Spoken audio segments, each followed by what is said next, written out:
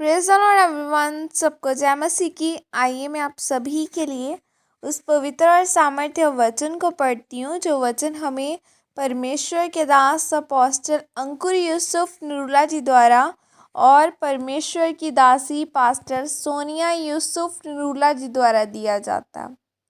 आइए मैं आप सभी के लिए उस पवित्र और सामर्थ्य वचन को पढ़ती हूँ। अपनी आत्मिक आँखों को खुली रखें, जैसे कि हम पवित्र बाइबल इफिसियों 1:18 आयत में पढ़ते हैं। तुम्हारे मन की आँखें ज्योतिमय हो कि तुम जान लो कि उसकी बुलाहट की आशा क्या है और पवित्र लोगों में उसकी मिरास की महिमा का धन कैसा है। आमीन। मेरे प्रियो, बाइबल में लिखा है कि एक मसीही व्यक्ति की आत्मिक आंखें खुली होनी चाहिए। अपनी मुश्किल परिस्थितियों में आपको अपनी आत्मिक आंखों से देखना है कि आपको क्या करना चाहिए और शैतान आपको क्या दिखाना चाहता है। ऐसे वक्त में आपको डरना नहीं है, क्योंकि यूसुफ भी अकेला था, लेकिन परमेश्वर ने उसे छुड़ाया था। अगर आप गरीब हैं तो आपको घबराना नहीं, क्योंकि परमेश्वर आपकी परिस्थितियों को बदलने की सामर्थ्य रखता है और आपको ऊंचा करने की वो सामर्थ्य रखता है और वह हर समय आपके साथ है। यूसुफ के भाइयों ने उसे धोखा दिया था, उसे मिद्यानियों के हाथ में बेच दिया। वहाँ पर यूसुफ अकेला था, लेकिन उसकी आत्मिक आंखें खुली थी। उसे वह दर्शन याद था जो परमेश्वर ने उसे दिखाया था कि मैं तुझे ऊंचा करूँगा। और बाइबल में लिखा है कि उसने बहुत सारे स्ताव सहे, पर फिर भी वह पाप में नहीं गिरा। फिर परमेश्वर ने उसे वह बनाया जो परमेश्वर ने उसे ठहराया था। और आज लोग चंगियाई तो चाहते हैं, पर अपनी कठिन परिस्थितियों में खड़ा नहीं रहना चाहते।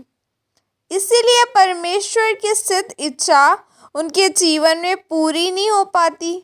फिर वे कहते हैं कि हमारे हालात नहीं बदलते। अपनी आत्मिक आंखें बंद होने के कारण उन्हें संघर्ष करना पड़ता है। अगर हम बाइबल में देखें तो लिखा है कि याकूब ने 20 साल तक अपने मामा के घर पर नौकरी की।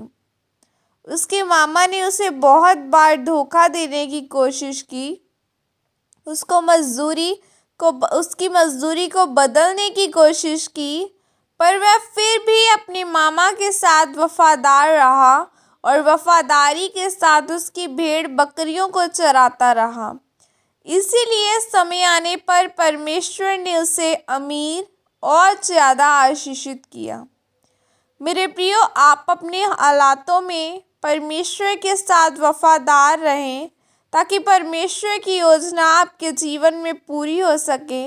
आप कभी भी अपनी परिस्थितियों को देखकर पाप में न गिरें। फिर एक दिन परमेश्वर आपको भी यूसुफ की तरह और याकूब की तरह ऊंचा और आशीषित करेगा। हालेलुया। प्रभु यीशु मसीह के सामर्थ्य नाम में मांगती हूँ, आमीन। और यह प्रार्थना आपकी तरफ से की जाए। सर्वशक्तिमान परमेश्वर, इस दिन के लिए खुदावना, इस वचन के लिए परमेश्वर, मैं आपका धन्यवाद करती हूँ। और परमेश्वर, मैं प्रार्थना करती हूँ कि अपना अनुग्रह मुझ पर करें और मेरी आत्मिक आँखों को खोलें, ताकि मैं यूसुफ और याकूब की तरह अपनी मुश्किल परिस्थितियों में भी आपके साथ वफादार रह सकूं। प्रभु यीशु मसीह के सामर्थ्य नाम में मांगती हूँ, आमीन।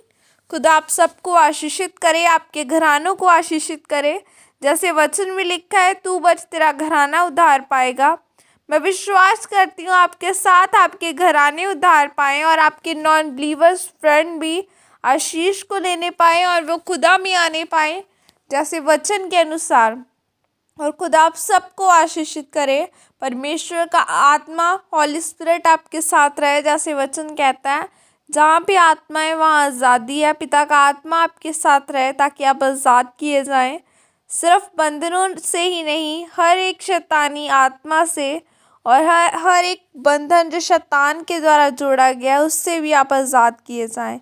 मैं विश्वास करती हूँ इस प्रार्थना के द्वारा ये वचन आपकी ज़िंदगियों में कार्य करेगा और 1000 गुना फल लेके आएगा। सबको जय मसीह की। God bless you all. खुदा आप सबको आशीषित करे। जय मसीह की।